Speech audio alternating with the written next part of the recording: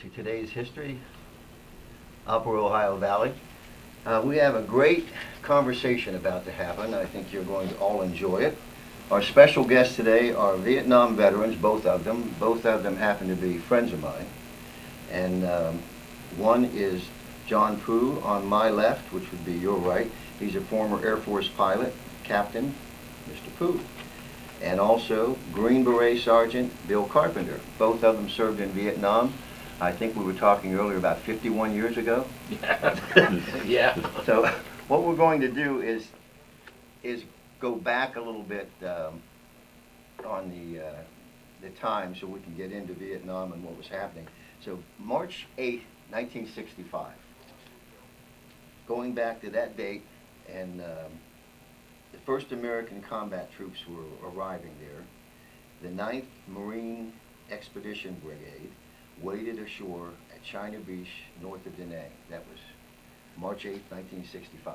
I looked that up. Yeah, I knew a friend that was there, happened to be there. Yeah. And there happened to, there'd already been some fighting going on with some naval activity, and also the Air Force was doing a little bit of bombing prior to that time. About 23,000 troops are on the ground, and you guys are... That particular instance you're talking about, I think mostly what that was about, there was a large air base at Da Nang, and then just about 25 miles or 30 miles south of there was another large base called Chu Lai, and they had the type of aircraft that John flew, F-4 Phantoms, a lot of them, and what was happening was saboteurs were coming in there and blowing a lot of these aircraft up. So the Marine Expeditionary Force that happened to come in there, their job mostly at the time was to guard those airfields and keep the aircraft from getting blown up. When it expanded from there, they started doing search and destroy operations and what have you, and then the war grew after that. Then it grew on. Yes. Well, let's go back to the first day in Vietnam, your first day. We'll start with Bill. And when you first get to a combat situation, you're just arriving in Vietnam, can you just share for a minute what that is like, what you're thinking as you're stepping ground and you know you're about to go into battle? My God, what have I done? No, well, actually, when you get there, it's not like a lot of people think. You're not stepping off the plane into combat, because as when you go anywhere, there can be the most heavy war in the world, but you still can't get. John will tell me what I'm talking. You can't get past the paperwork first. You gotta fill out your will.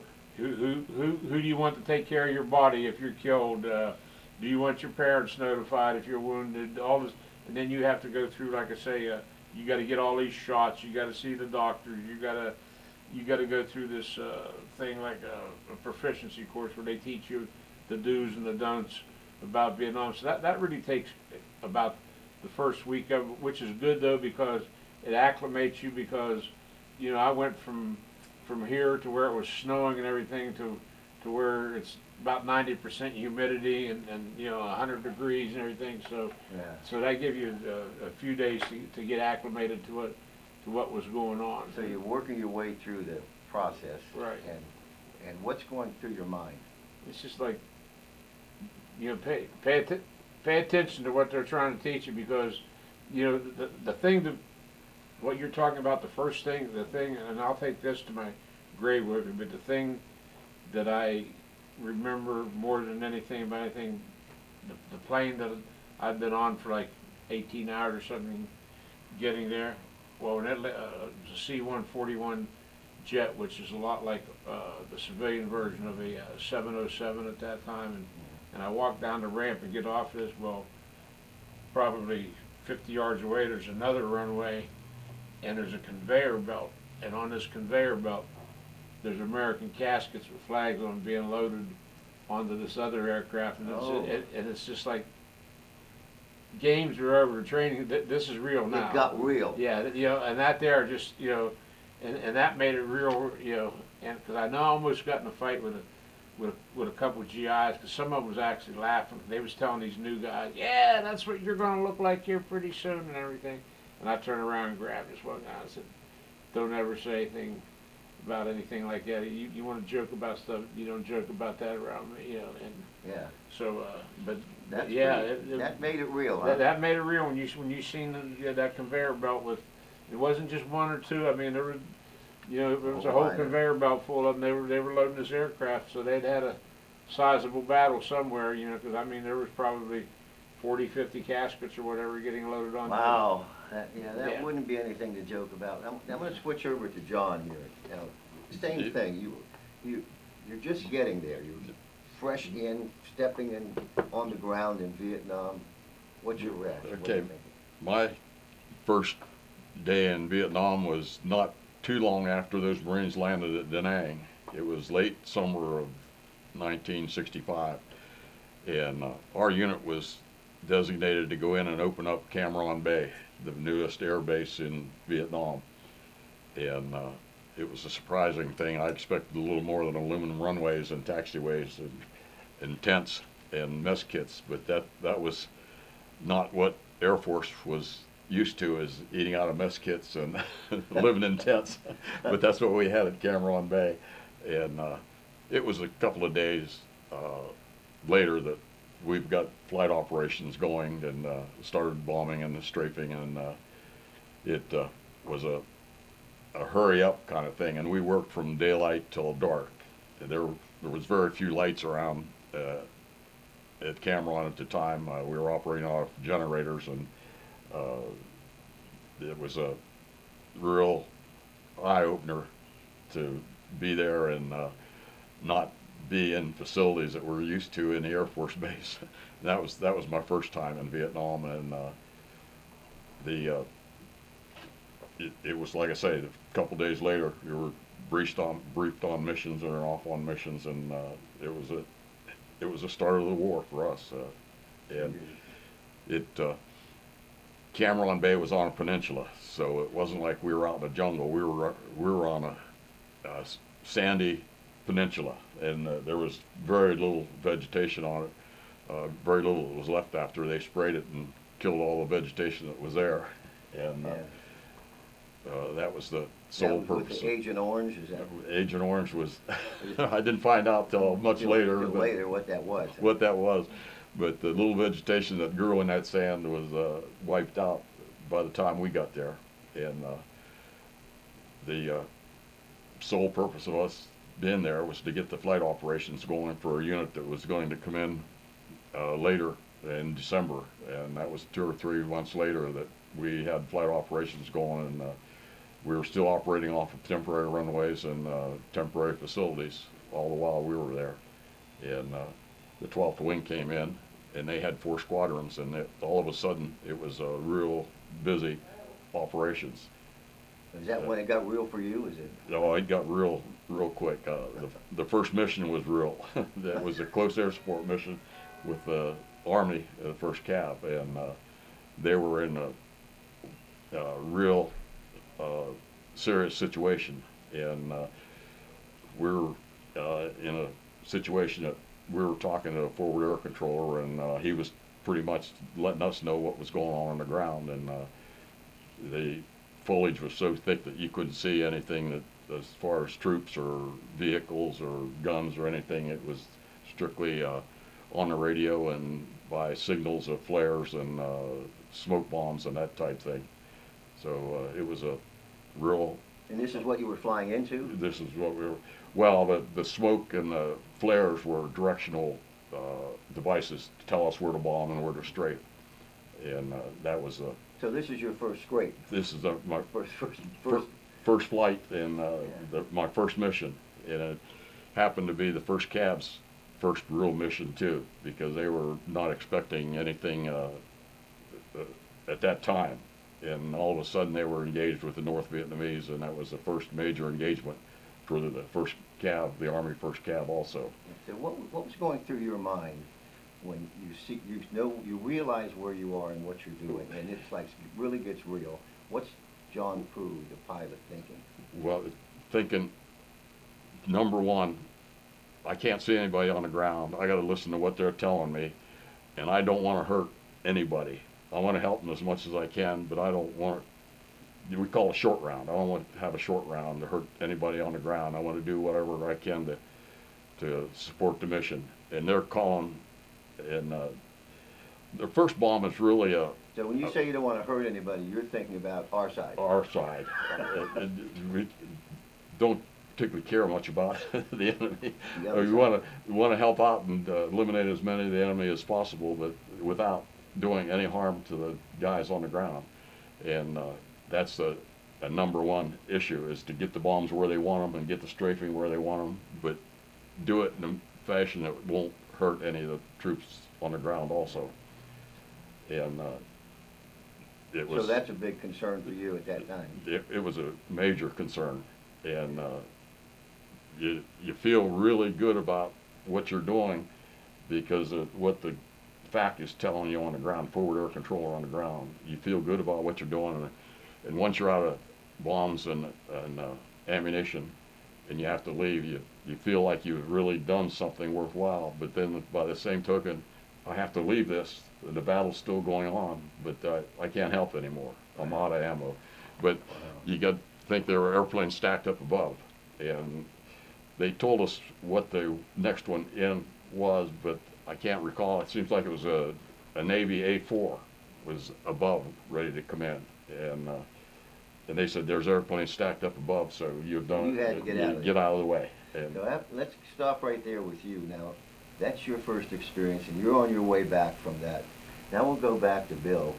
Now, when you get to your first time when you know that stuff's going to hit the fan, and you're coming into some, what was going on in your mind? Well, getting back a little bit to what John was talking about, that particular mission, if you watched the movie, We Were Soldiers, with Right. Mel Gibson, that's what that, and what the North Vietnamese did. The Americans at that point had not engaged the North Vietnamese, and the North Vietnamese let the Americans come in there and get a couple hundred of them on the ground, and there was about 6,000 North Vietnamese up there in the mountains, and once they got these on the ground, then they hit them, just, you know, and just really tore them up. But my own personal thing, it was definitely an eye opener. Thankfully they always hook you up with like a mentor, a couple guys, you know, who's been there a while and everything, Yeah. and they hooked me up with a good friend of mine. He passed away. His name was Steve Holt. He passed away back in November of this year, and anyway, but you know, they hooked me up with him, and he showed me the ropes and everything, and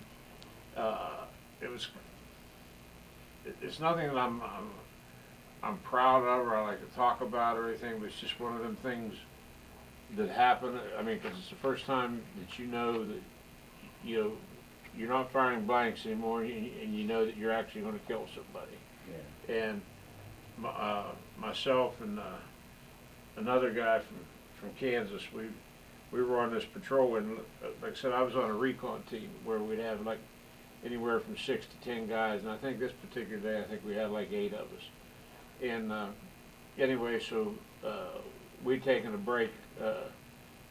You know, you patrol for a while, and you just stop and listen to see if you could hear the enemy or see any signs of where the enemy may have been, footprints, what have you. And so my buddy from Kansas, they told us that you two pull rear security, you fall back about 100 yards from the direction we had just come to make sure nobody was following us. And anyway, so we fell back, and there was a ravine there, and then all of a sudden we heard Vietnamese talking. They have their voice is kind of like a sing-song, you know, goes up and down, and they're clanging, making all kind of noise and laughing, smoking cigarettes, and they're coming right up through this ravine. And you know, and then and my buddy says, he says, I'm going to kill these two. And he told me, he said, and you kill the one in the middle. And it's just, usually a firefight happens so quick and it's so violent and everything that you really, a lot of times you don't know that it's going to happen.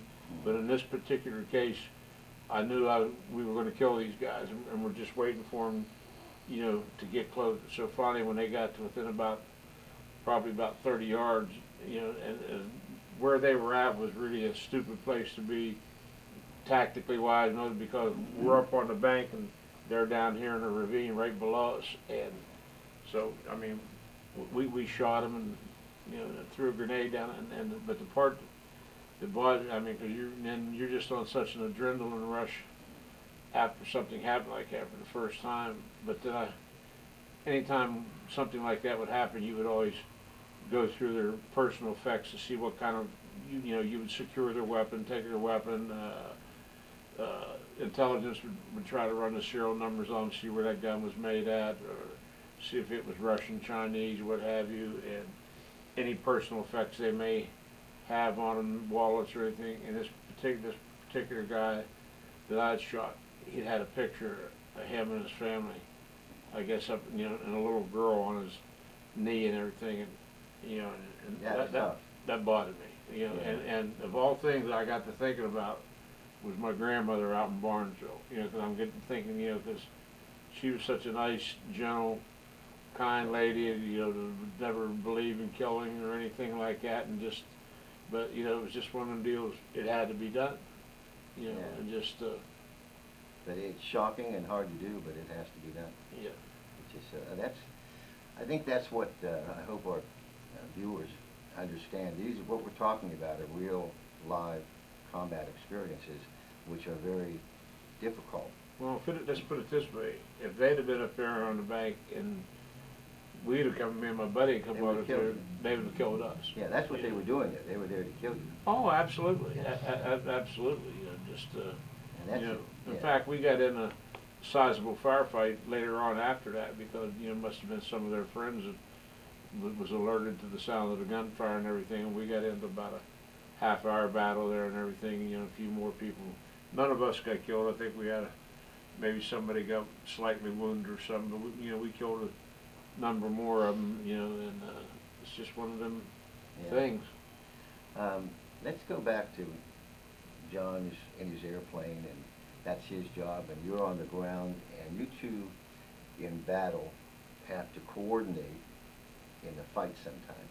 So can you take us back to a situation, maybe you can explain so that the viewers understand why you would call for an airplane to come and help you? Well, in any situation, like I said, I was on a recon team where there was usually, I've been on teams as small as 3 people, and when you're out there with 3 people and you run into 300, just, odds aren't too well in your favor. So, I mean, so we'd run into things and run into what they call cache aid, where they'd have supplies stored, or truck parks, where they'd have vehicle or what have you, and you would see something, and what they would do, they would break these recon teams down.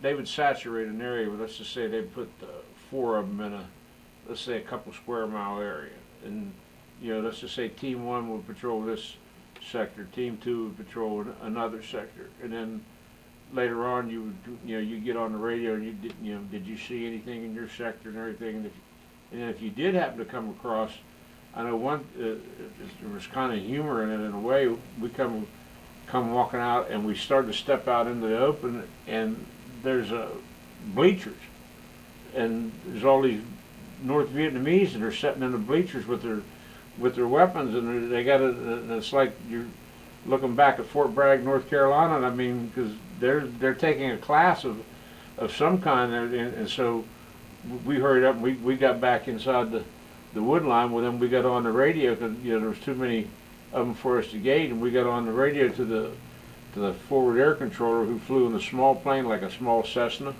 and you would call him and say, hey, we got about 40 or 50 of these guys. They're in the open. They're taking some kind of class, and here's the coordinates that they're at and everything. Well, then he would get on the radio and he would call John. He said, okay, hey, I got troops in the open at these coordinates, and they would stay up high where the enemy wouldn't hear them or anything, and then he would swoop in low, fire a marking rocket, what they call white phosphorus rocket, that left a big plume of white smoke and everything, and then he would come back and call John and say, okay, hit my smoke, which meant put your bombs in my smoke. And, so they would come in and bomb this area and fire their cannons and strafe it and everything. And the humor part about it was, we killed most of it after it was over. And the blackboard was there for some reason. The blackboard survived. It did, and what the class was how to detect American recon teams. Well, Well, they didn't do too good on that one, you know? Didn't Yeah. do well there. Right. Let's go back to John now. You get a signal about coming to help like that, and you're coming in. Well, and rarely do we talk directly to the Army or to the Marines.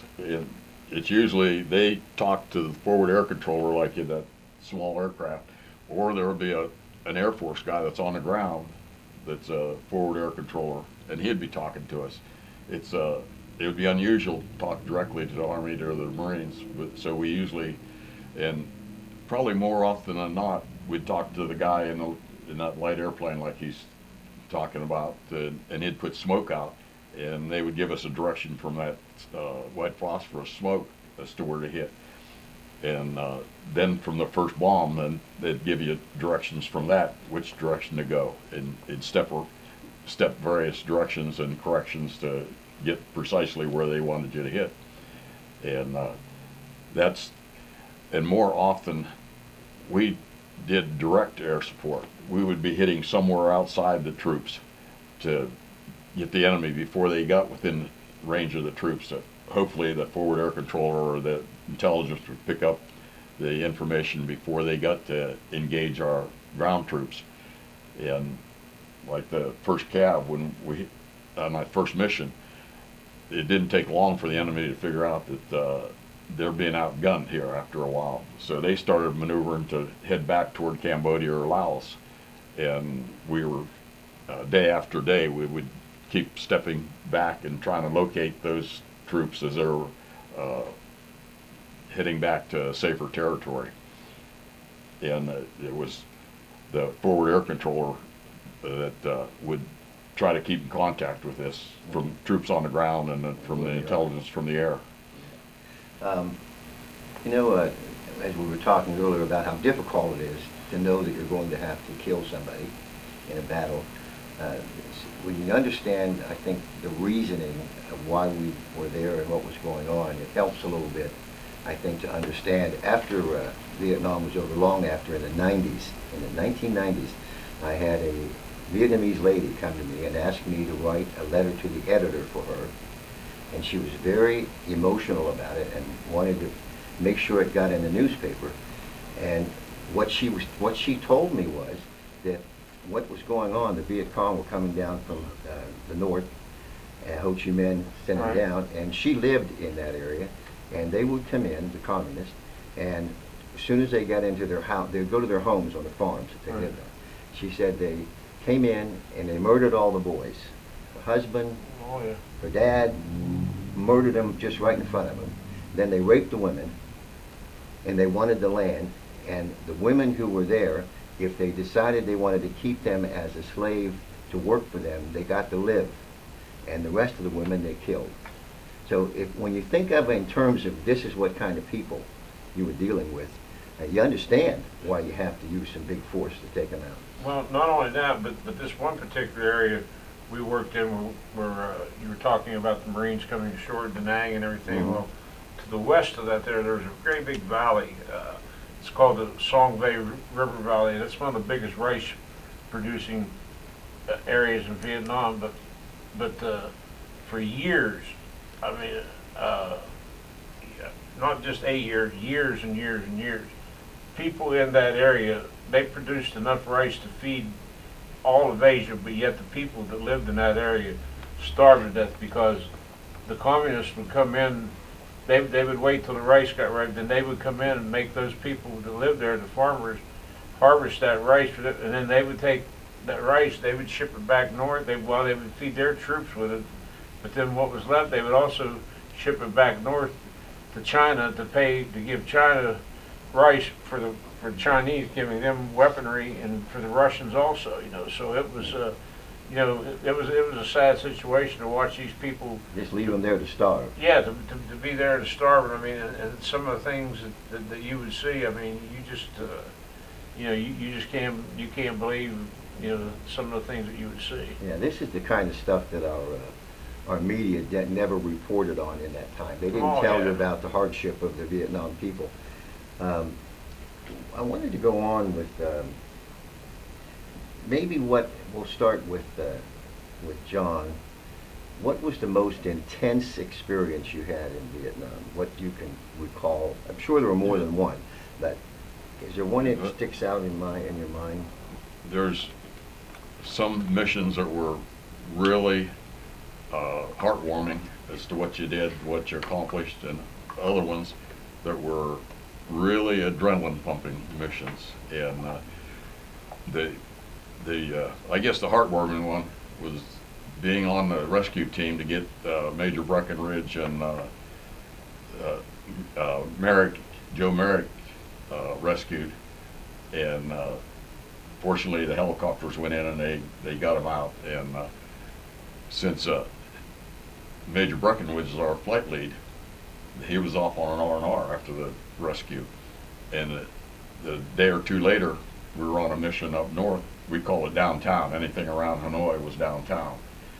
And we were coming in from over the Gulf of Tonkin, and it just so happened that the cell that we were to meet up with was 10 minutes late on the rendezvous point, and our flight lead got us there about 5 minutes early. So we were committed to go on the target. We couldn't orbit and wait for them with the fuel we had, because it was tight on fuel anyway. And we went in north of Haiphong Harbor, which is normally a less defended area, and we called it Phantom Ridge. It was a high ridge that there weren't any big guns on that ridge. And once we got to that ridge, the clouds kept coming down, and we were about 1,000 feet above the trees. And I suppose we went 30 or 40, 50 miles, and then we broke out of the clouds. And by then, the cell leader was also coming into the weather, and he said, well, the weather's too bad. We can't go in. Mission's canceled. Well, we were already committed. And the shooting pretty much started pretty heavy right after that Phantom Ridge. We had to cross the Northeast Railroad, and that was well defended. And about the time we crossed that, we could see a MiG coming down. We don't know for sure whether it was coming out of China or whether it was just orbiting up by China. It came down through the contrail levels, and we knew there wouldn't be any friendlies up that high, because the surface-to-air missiles were very effective up at high altitude. So we knew that had to be a MiG, and shortly thereafter, the first surface-to-air missile was fired, and it's real evident when they're fired, because it's just a big fireball, and it's you can see a dark spot in that fireball, and that thing's going like 20 miles a minute, and as it's passing through you. And we've got a tactic where we can outmaneuver those surface-to-air missiles if you see them. And fortunately, we saw all of them that they were fired that day. And when the missiles went by, and it's just like a snapshot. You can't concentrate. It'd be nice to be able to follow that missile and see where it went and when it hit the ground, but yeah. You don't have the luxury of watching it. You know it's no longer a danger, so you're back to avoiding the AAA and the anti-aircraft fire. And we don't know how many missiles were fired, because I saw some coming straight down and other ones going straight up, and after they'd passed us. And on one occasion, I didn't want to be in that position, but as it worked out, when I broke back to get on track to the target, I was right over an anti-aircraft, and it was a smaller gun. Just like I say, it's a snapshot. You see that gun and you see the troops, and the gun was not pointed in my direction. But you knew as soon as you pulled off of that, from over the top of that, you're satisfying his sight picture. And I had to figure out what to do with that one, and I figured just a big barrel roll out to keep him from tracking me. And you have to avoid not only the ones that are fired in near altitude, but there's flak that's fallen from the air that you can run into that also damage your aircraft. And it was a petroleum dump was what our target was that day. And on the target, number 2 was supposed to have the ammunition to suppress the ground fire. Well, with the SAMs fired, he couldn't get into the target ahead of us. So it was the 3 of us that were on that target, and I was number 4. I was the last one off the target. And we knew that we had pretty good results because there was big fire glows and black smoke, and the exciting part that made the adrenaline really pump up was when I pull off that target, the master caution light comes on. And the one thing you don't want to see is a master caution light. And while you're avoiding all this anti-aircraft and the missiles and stuff, you're not looking in the cockpit. You're flying by the seat of your pants. You're just avoiding the enemy fire at that point. And now you got to look at the cockpit. See a low fuel light on the main panel. Well, what's going on now? What's next? And you're computing how much fuel you got and where you can go and what the call. So you got to let lead know that you got a problem. And everything's a code. You don't want the enemy to know that you have a problem. So I asked the backseater, "What's the emergency fuel code?" Give him the code. He said, "Okay, roll it up." And he said, "You're not losing any." Well, that was a good thing. So I knew that whatever it was, that I had fuel somewhere, and I was about ready to jettison the drop tanks. And then I said, "Well, fuel's got to be somewhere, and hopefully I'm getting some out of those drop tanks." So I left them on, and I figured, well, from what I've got, I can make back it to Phantom Ridge. And I said, maybe the Navy can get us. Well, we got the Phantom Ridge. Well, before we got to Phantom Ridge, I noticed that, hey, I got fuel. I'll be able to maybe make the ocean. And that'll make it easy for the Navy. And it was already in my mind that I was going to have to eject. I wasn't going to get back to the tanker. And there just happened to be a break between the clouds as we dropped off Phantom Ridge. And here was a MiG that obviously was radar vectored in on us, but it overshot us, and it was going into the next cloud. And it was just a snapshot. I could see the tail going into that. And I thought, number two, it must be after number two. And I asked where he was, and he says he already feet wet, which meant he was out over the ocean. So he was in the clear. And I said, I hope they don't turn back, because you always want to see a MiG, and shoot one down. Yeah. But at that point, with low fuel, you don't want to see a MiG. And as it worked out, I got out over the ocean, and I thought, boy, maybe I can make the tanker. So I'm getting fuel. I knew at that point I'm getting fuel out of the tank. It's just not feeding very fast. And so we're climbing out to the tanker, and the control was Red Crown. That's the one control I remember, control agency. And they gave us the tanker track that we were supposed to go on, and we're climbing out for that. And as luck would have it, we were refueled with a probe, and some aircraft refueled with a basket. Well, that tanker, they turned that tanker, and we're probably 1.5 miles away from it. And I said, well, that looks like a basket on there. And sure enough, I checked the tanker, and yeah, we've got a basket. I went right to Red Crown. Red Crown, we got to have probe only. And they gave us a vector to the next refueling track. Fortunately, there were a lot of tankers because the rest of the cell canceled out. So the next tanker, and the flight lead, Major Crow, he was one that, when he was leading, he didn't want to have anybody telling him what to do. And this is kind of a humorous part, because I was really puckering at that point, because I was really getting low on fuel. And when I checked with that tanker, and I says, confirm you don't have a basket. And they says, Roger, no basket, probe only. And he said, he was being facetious, I didn't know it. He says, 4, you want to lead? I says, Roger, come by on your right. And I didn't know this till after the backseater says, what the hell's he doing? and so I took the lead. And I went in and I said, okay, we normally turn at 19 miles. And I says, okay, give me a countdown from 20 miles. I says, to half a mile. I said, we're going to turn at 17 miles. We're not chasing this tanker. And so I dropped low on a tanker and told him, use your speed brakes as necessary. And it was right to throttle to idle and right up on it. And that had to be one of the best boomers in the world, because I'd no sooner stabilized than he says, you got flow. Yeah, oh, that's good.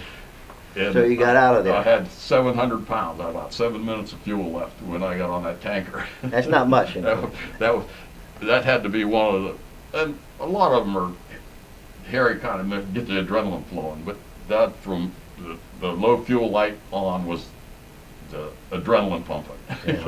Yeah. And it's constantly figuring how far I can go. And that had to be one of the I'll bet that was. Now, we're running out of time, but you're going to have to be a little bit brief on your answer. But can you think of one time where it got really intense for you? And Yeah, from the month of May, we was in Vietnam was broke down what they call core areas, and where John, the northern part of Vietnam, that was called the I Corps, and it was real bad. Once we got the I Corps in May of '67, I mean it's like we were in constant combat when we was there. When you get people killed and wounded almost every day. One of them, I mean, I guess humorous, but death, scared you to death all at the same time. I mean, we've been in a couple really big firefights there, got overrun on a couple on one of them, but this one when I had a new kid with us, and he's like, Sarge, he says, they're out there, and I was like, okay, just calm down. He kept, he kept bugging us. I said, they better be there. So we crawled out the edge of the trail, me and a buddy of mine, and we were hiding in a brush pile, just like a rabbit would. And we get out there to the edge, and I mean, we can hear him. And one of them comes, and he stopped so close to us, and he stopped to urinate, and he's urinating, and it's hitting a rock, and it's splashing on my buddy and on his face. That's how close you were. Oh my and God! I'm wanting to cut the buttons off my shirt so I can get a little bit closer to the ground, and then we're like, please don't let anybody cough or snore or anything, and then the really bad part of it was we thought, well, okay, they'll be out of here in just a second. They went about maybe 25 yards, and then they stopped. Well, we quit counting them at 300, and we was like, why did they stop? And then we're like, so we're getting ready for what we call Alamo, because it's going to be the Alamo. Everybody's going to die, but nobody fired. We're like, and then we can hear them like talking. We can hear metal clanging. Well, here it's a couple hours before daylight. They always wanted to make sure they were off the trails before daylight, so that the aircraft didn't see them or anything. Well, they were making tea and rice and everything. They were having a food break and everything before it got daylight, so they could get back in the jungle before it got daylight. But oh wow, that's pretty close. Yeah, so that's pretty. When they're peeing on you, that's pretty close. Well, on that wonderful note, I'm going to ask you one more question. It's just a yes or no answer, and that is, would you do it over again? Absolutely, in a heartbeat. Yeah, but no doubt I'd do the same. Wow. And that's, I would think that being well trained and rotating every 6 months or so, go back and retrain for 6 months and go over another 6 months, and you'd be better trained that way. Well, that's amazing, gentlemen. This has been quite an experience. Nothing that you're ever going to do. I hope you guys know how much that we all appreciate your service. Well, let's start to say, nothing that you're ever going to do in your life from now on is ever even going to begin to compare with what you've done then. I would imagine that. I mean, here I was a young kid, man. I was getting to jump out of planes and flying helicopters and flying jets and doing all kinds of stuff. And I mean, I didn't care whether I even got paid or not. Man, I was, I was on an adrenaline rush. I mean, it got to be a little bit too much adrenaline sometimes, but it was just, it was an experience. Like I said, I'm thankful for it. Hey, there's a lot of days I hurt, I can't hardly move or anything, but I thank God that He let me be a veteran. Well, I thank God that He gave us both of you, and that you went out there and fought for the American people. Thank God that He let me be a veteran. Well, I thank God that He gave us both of you, and that you went out there and fought for the American people. And with that, we have to close our show, so thank you very much for coming in and joining us. Bill, it's a pleasure. Thank you, Bob. John? Thanks, Bob. I loved this. It was great. I'm sure our people at home did. I'm Bob Connors. I'm your host, and we'll see you next time.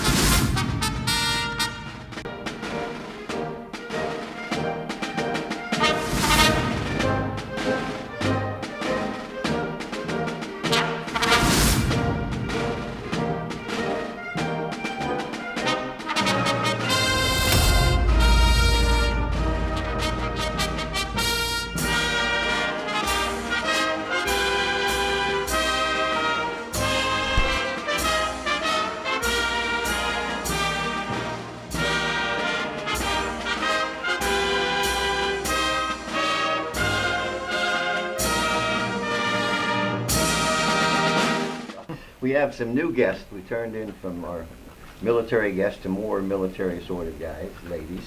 And on my right here, which would be your left, is Director of the museum, Belmont County Military Veterans Museum. It's a mouthful. Yes, it is. And on my left, which would be your right, is Cheryl Skinner, and she's the Assistant Director. And these two ladies do some important work, and we're going to talk about the museum and what it is, where it's located and all that, and maybe that'll inspire some of you who are watching this to go by and see what we have right here in Belmont County. That's pretty cool. Yes, Welcome. It is. Thank you Good, for thank you. inviting us. Listen, first let's start with telling people where the museum is. It is in Belmont. It's 101 East Barrister Street, Capt, in the village of Belmont, and it's across the street from the fire department. A lot of people know where the fire department is because they used to vote at the fire department. So that's where we're located. Or the Yeah. old American Legion building, which is still the Legion building. Okay, now is it open to the public? Yes, Yes. it is. It is. So what kind of hours do you have so people can come in and? We started the 1st of May, Thursday, Friday, and Saturday from 1 to 4. And if larger groups want to come in, or if you cannot make it during our hours, just call us and we'll set up an appointment. And you can come in at your convenient for you. What kind of groups would come if somebody thinking they might put together a group? We've had Boy Scouts. We had homeschoolers. We're trying to get the teachers to come bring their students over for history lessons. We do have a DAR, Daughters of American Revolution. is going to come in next month, and they're going to have their monthly meeting at our museum. And we've had several senior citizen groups come in and look over the museum and ask Yeah, I would questions think and that stuff. would be really good for senior citizens groups. Well, yeah, Yeah. they have to be able to get it scheduled through Belmont Yeah. County Mhm. itself and everything, and we'd welcome them. We got our... How does somebody do that? How does somebody get scheduled? Call Just Call call 740-761-0155. What is that again? 740-761-0155. Then maybe some people will call you with that, because that sounds like a pretty interesting thing to go through and look at all of the history and the pictures. I've seen some stuff in there that looks really nice. Yeah, we Very have interesting. some really nice stuff. Now, I like the uniforms. You have some uniforms in there, don't you? Oh, yeah, yes. we got different sizes of uniforms. And we got a pre-World War II Coast Guard uniform also. We just happened to find that up at Map. Maps Museum up north around Canton. World War I uniforms, we got Navy uniforms, Marine, Coast Guard. Guard. Gotta mention Coast Guard. Yeah, gotta mention Coast Guard. They're hard to find around here, and we're lucked out. We have a man's and a women's summer uniform Mhm. was Oh. donated to us. Right. What other kind of things are there? We got all kinds of hats, and we found an old mirror that was left in the Legion, and we decided to put the different hats on it, and I mounted it down so low that so the kids can try on the hats to see what they look like with the different branches of the service. Oh, wow. That would be fun.